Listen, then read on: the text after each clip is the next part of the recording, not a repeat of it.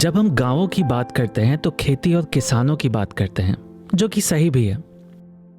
लेकिन गांवों में किसानी के अलावा दूसरे पेशे भी होते हैं जो कि बहुत महत्वपूर्ण होते हैं और जिनमें बड़ी संख्या में लोग होते हैं, जैसे कि पशुपालन। पशुपालन शब्द सुनकर हम शहरी लोगों के जहन में तबेलों और खटालों की तस्वीर बनती है, जहां जानवरों को बांध कर रखा जाता है और चारा उन्हें ला कर दिया जाता है। लेकिन पशुपालन की जो असली प्राचीन शैली है, उसके अंतर्गत पशुपालक जानवरों को लेकर जंगलों और चारागाहों में दूर दूर तक घूमते हैं। ऐसे जानवरों के दूध और मांस की क्वालिटी सबसे बढ़िया होती है। हमारा मानना ये है कि हम अगर जंगल में चराएंगे ना, तो वो कितने पेड़ पौधे खाता है। तो जंगल में अगर पशु चला गया तो वो कितनी झाड़ियां हैं। 36 प्रकार की, हमारे इस जैसलमेर जिले के अंदर 36 प्रकार की झाड़ियां हैं।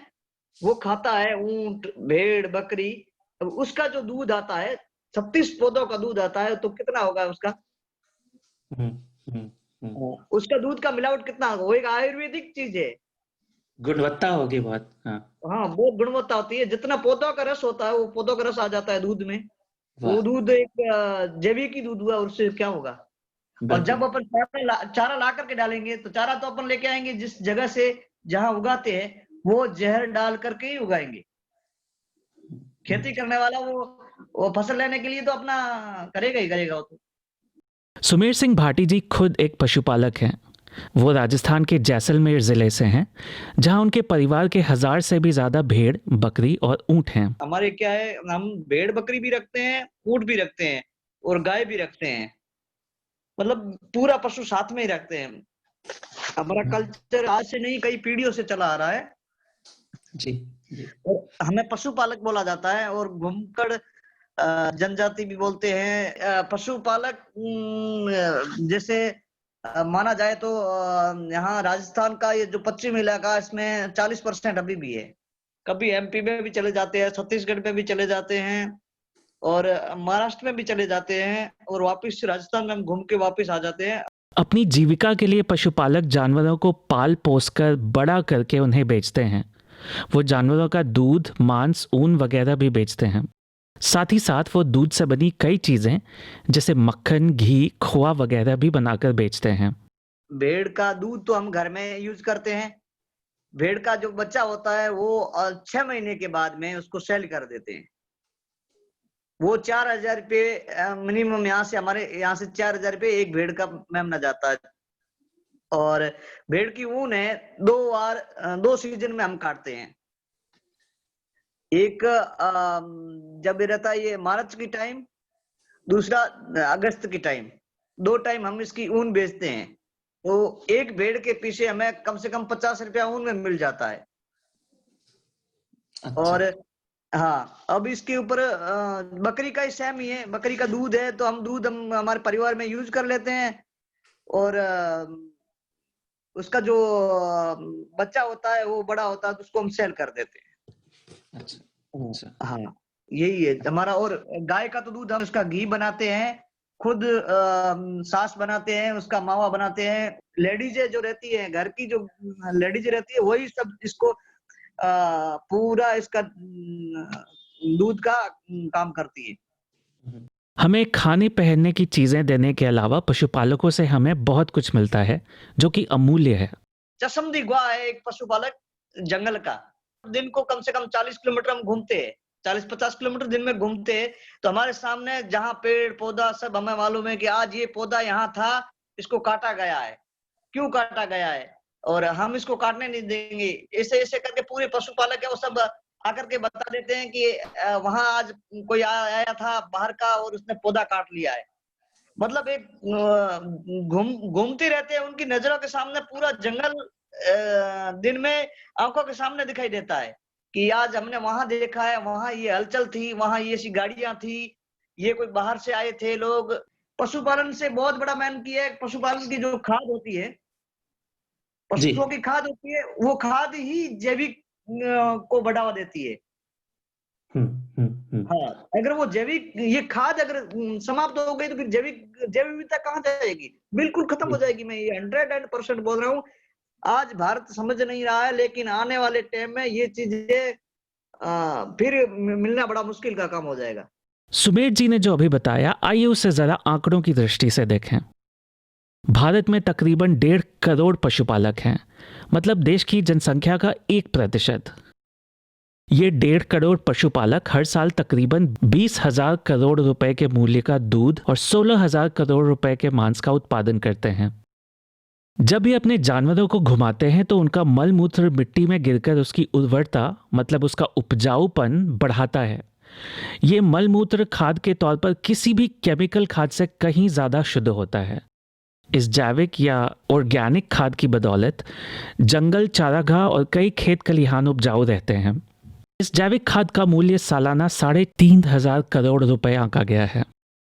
इतने महत्वपूर्ण होने के बावजूद पशुपालक हमारे दिल दिमाग, हमारे टीवी, हमारे सिनेमा और हमारे समाचारों में कहीं नजर नहीं आते। दुर्भाग्यवश ना ही सरकारी तंत्र उन पर बहुत ध्यान देता है और ना ही सरकारी नियम और नीतियां बनाने वालों को इनके पेशे, इनकी जीविका या इनकी संस्कृति की खासी समझ होती है। उदाहरण के तौर पर 2014 में राजस्थान ने ऊंट को राजकीय पशु यानी स्टेट एनिमल घोषित कर दिया। इसके फलस्वरूप ऊंटों की खरीद फरोख्त पर कई प्रकार की पाबंदियां लगा दी गईं। इस फैसले के पीछे मंशा तो ये थी कि ऊंटों की घटती संख्या बढ़ेगी, लेकिन हुआ उल्टा, क्योंकि फिर ऊंट रखना घाटे का काम हो गया और पशुपालकों ने ऊंट रखना ही कम कर दिया। जैसे राज्य पशु घोषित किया तो हम उसका करते हैं कि ये बहुत अच्छा किया, लेकिन उसमें जो कानून संशोधन किया है वो बिल्कुल गलत किया है। इसमें मेल बिक्री बंद कर दी है। मेल बिक्री होना चाहिए, फीमेल के ऊपर रोक होनी चाहिए। हम भी उसका संतुलित जवाब देते हैं। फीमेल अगर बिक जाएगी तो फिर कम है तो फिर वो बढ़ोतरी नहीं होगी, लेकिन मेल बिकना चाहिए। मेल अगर बिका नहीं तो पशुपालक रख के क्या करेगा?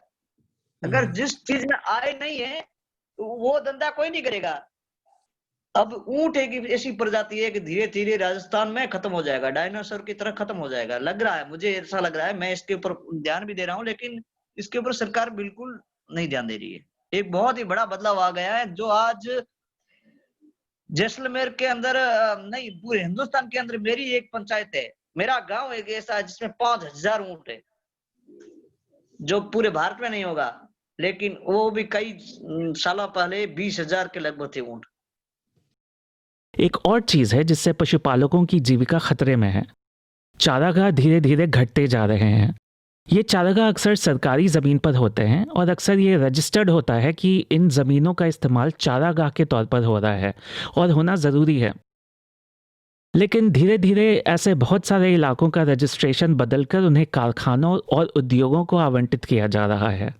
जैसे अंडानी ग्रुप है और ऐसे 8-10 ऐसे ग्रुप है जो हमारी इस राजस्थान की लैंड है, जो पश्चिमी भाग है, पाकिस्तान का बॉर्डर है हमारा, उसमें जो गवर्नमेंट जमीन थी, गवर्नमेंट की जो लैंड थी, वो उन कंपनियों को आवंटित कर दी गई है, जिसपे चारागाह थे डीएनपी के और ये डीडीपी के और ये जो वन विभाग के जो रहते हैं ना चारागाह, जिसमें पेड़ पौधे और यही थे, वहां हम भेड़ बकरियां और ऊंट हमारे चरते थे।